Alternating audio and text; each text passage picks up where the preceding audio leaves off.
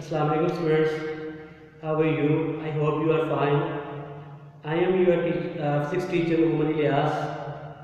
I will teach you today what is laser, what are the types of laser, and also we will focus on what are the terms associated with laser and also how laser works. So let's see what is laser.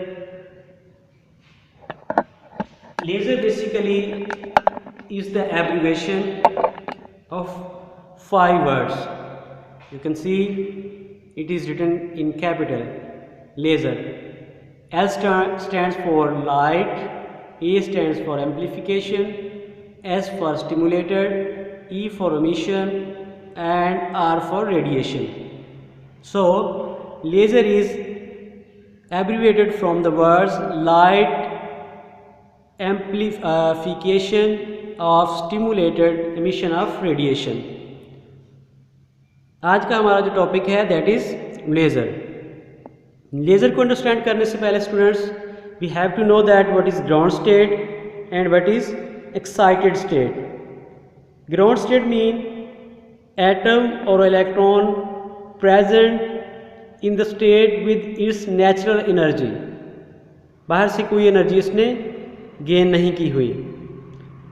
Excited state mean some sort of energy have been given to the atom or electron, or in other way we can say that energy is absorbed by atom or electron to go into the excited state.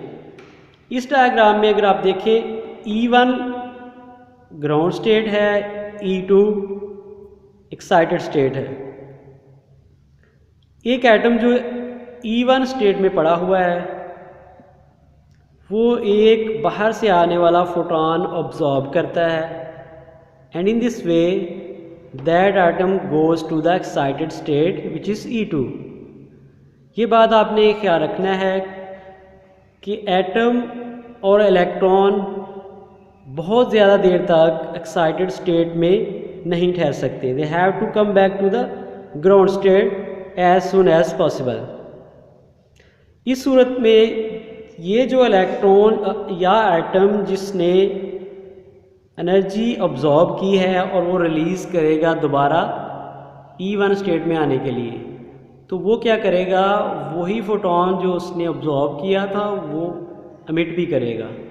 In this वे हमारे पास एक photon जो absorb हुआ था और दूसरा photon जो emit हो रहा है, ये दोनों ही एक डायरेक्शन में बाहर निकलेंगे. तो यही पर्पस होता है लेज़र ऑपरेट करने का कि हमें इंटेंस, यानी यहाँ पे सिंगल फोटोन है, यहाँ पे ज़्यादा है, इंटेंसिटी बढ़ गई. मोनोक्रोमेटिक, एक ही सोर्स से आने वाले. And third thing is unidirectional, हमें लाइट चाहिए होती जो कि बाहर निकल रही होती है. तो ये है बेसिक थोड़ी लेज़र के बारे में. No I will let you know what are the types of laser. Number 1 solid state laser, number 2 liquid laser, number 3 gas laser. आपके सिलेबस में जो है वो है नियॉन गैस लेज़र, वो हम नेक्स्ट लेक्चर में कवर करेंगे. तो ये 3 टाइप्स होती हैं लेज़र की. जैसा मैंने स्टार्ट में बताया, we have to learn about the terms associated with laser. So the first term is stimulated absorption. The instant photon absorbed by the atom in the ground state to go to the higher state which is excited state E2. This is known as stimulated absorption or induced absorption. Mean के energy बाहर से absorb करना किसी atom का excited state में जाने के लिए, इसको हम स्टिमुलेटेड अब्जॉर्प्शन का नाम देते हैं. नेक्स्ट टर्म है what is stimulated emission. Excited atom drop back to the ground state E1 from E2 by the emission of photon. जो फोटोन किसी एक्साइटेड एटम ने ऑब्जॉर्व किया होता है उसी को एमिट करने के लिए वो करने के बाद दोबारा अपनी ग्राउंड स्टेट में आता है। इसको हम स्टिमुलेटेड एमिशन ऑफ एनर्जी का नाम देते हैं। नाउ हाउ लेज़र वर्क्स, इसके साथ कुछ टर्म्स होंगी, जैसे पॉपुलेशन इन्वर्जन है वो मैं आपको क्लियर करता हूँ क्या होता है। फिर स्पॉन्टेनियस एमिशन होगा, वो भी इसी के साथ हम बात करते हैं। तमाम के तमाम टाइप्स ऑफ लेज़र के काम करने का तरीका एक ही है, लिहाजा ये एक असेंबली है जिसके अंदर ये सारा सेटअप कैप्सूल्ड होता है और ये सारा अमल जो है लेज़र का या लेजिंग एक्शन जो है ये विद इन सेकेंड हो रहा होता है। तो यहाँ पे 3 स्टेट्स मैंने आपको दिखाई है, E1, E2, E3। एक फोटोन आता है, यहाँ से कुछ एटम जो है वो एक्साइट होके E3 स्टेट में चले जाते हैं। दरमियान वाली स्टेट को हम मीज़ा स्टेट कहते हैं। इसमें एटम जो है नहीं जा सकते। इसकी रीज़न क्या है ये भी मैं आपको क्लियर करता हूँ। ये जो मेटा स्टेट है इसमें एटम जो है वो नहीं जा सकते, वो डायरेक्टली E3 में जाएंगे। वहाँ से वापस जो है वो एटम डायरेक्टली E1 में नहीं फॉल कर सकते। उसकी रीज़न भी क्लियर करता हूँ। इस डायग्राम को समझें कि ये लाइन ग्राउंड स्टेट की है, ये मेटा स्टेट है और ये एक्साइटेड स्टेट है। एक्साइटेड स्टेट में एटम जो है या इलेक्ट्रॉन जो 10⁻⁸ सेकंड तक ठहर सकता है, जो कि बहुत कम है। दरमियान वाली स्टेट में एटम या फिर इलेक्ट्रॉन जो है थोड़ा ज़्यादा टाइम तक स्टे कर सकता है।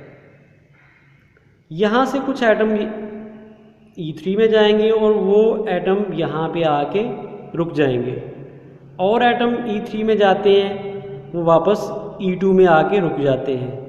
जब ये एटम ऊपर से यहाँ पे आके रुकते जाते हैं तो इस जगह पे या दरमियान वाली स्टेट में जो नंबर ऑफ एटम है वो ग्रेटर हो जाता है ग्राउंड स्टेट से। This state in which the number of excited atom और the simply atom are greater than the ground state atom, it is called as population inversion. इसको हम population inversion का नाम देते हैं। यहाँ पर ज़्यादा एटम जो है वो प्रेजेंट हैं। यहाँ से एटम जब डायरेक्टली फॉल करेंगे ग्राउंड स्टेट पे तो यहाँ पे एटम ज़्यादा हैं और वो एक्साइटेड भी हैं। जब वो यहाँ पे फॉल करेंगे तो वो E2 minus E1 is equal to HF formula के तहत अपने फोटोन बाहर निकालेंगे। वो फोटोन जो इन्होंने 1 बाय 1 ऑब्जॉर्व किए थे वो अब ये स्पॉन्टेनियसली बाहर निकालेंगे। तो ये जो फोटोन बाहर निकल रहे हैं इनकी डायरेक्शन वही होगी जो इंसिडेंट फोटोन की है। ये इंटेंस होंगे, ज़्यादा होंगे, मोनोक्रोमेटिक होंगे क्योंकि ये एक ही सोर्स से आ रहे हैं, और इनकी डायरेक्शन भी एक ही होगी।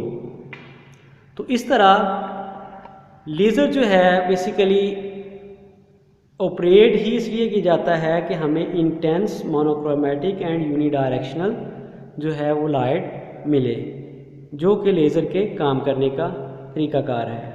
मैंने ये बात की है कि एटम जो है वो E2 स्टेट में नहीं जाते डायरेक्टली।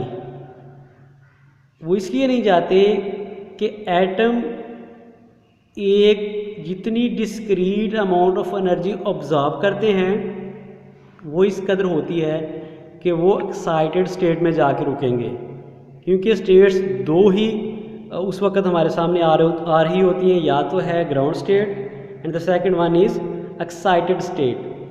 तो एटम जो है वो ग्राउंड स्टेट से एनर्जी ऑब्जॉर्व करते हैं और एक्साइटेड स्टेट में चले जाते हैं, और जब वो वापस आते हैं डायरेक्टली फॉल नहीं करते E1 में। उसकी रीज़न ये है कि यहाँ पे एटम तो बहुत थोड़ी देर के लिए स्टे करता है, लेकिन अभी वो एक्साइटेड होता है, उसने दरमियान वाली कोई स्टेज ढूंढी और वहाँ पे आके ठहर गया जहाँ पे उसने पॉपुलेशन इन्वर्जन का काम किया।